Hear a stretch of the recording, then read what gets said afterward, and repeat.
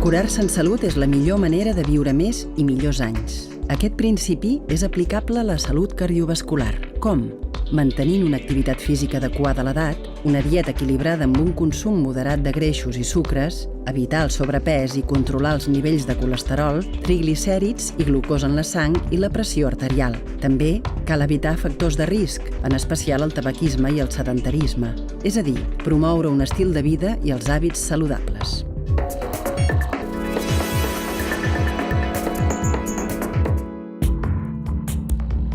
Estem al Central Park. El Central Park és el pulmó de Nova York.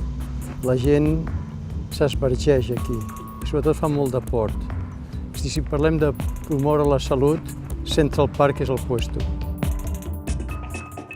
Valentí Fuster és director del CENIC, el Centre Nacional d'Investigacions Cardiovasculars. A Nova York dirigeix l'Institut de Cardiologia de l'Hospital Mont Sinaí. Educar en salut pot salvar vides. La majoria de persones que acaben patint un infart no saben que estan malaltes fins que no han rebut el cop. Són pacients d'edat avançada que durant anys han evitat l'exercici, han fumat o han mantingut una dieta poc equilibrada.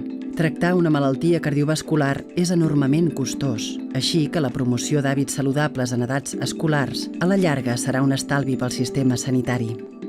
Promoure la salut o previndre la malaltia és molt més barat.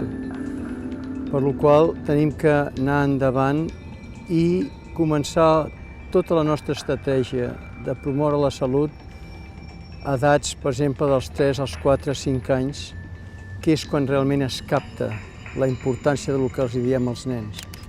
L'educació consolida la pràctica d'hàbits saludables al llarg de tota la vida. Uns hàbits que s'han de mantenir fins i tot quan som grans. Cada vegada vivim més i, per tant, hem de seguir fent exercici fins al final. Un bon estat físic no només manté saludable el cos, sinó també la ment.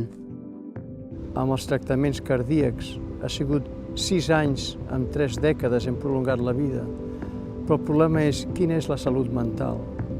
I els datos científics suggereixen que l'exercici físic, sobretot a edats molt aviat, i després ser persistent amb ells, millora molt tot el que és la salut cerebral. La recerca en genètica i les noves tecnologies d'imatge han ajudat a entendre millor les patologies del cor. Investigar, educar i avançar-se a la malaltia són les claus de l'èxit per al doctor Valentí Fuster. Més que un lluitador contra els infarts, es considera un ferm defensor de la promoció de la salut. Jo diria que previndre la malaltia té un context negatiu. Promoure la salut té un context positiu. És a dir, que a partir d'ara tenim que parlar promoure la salut.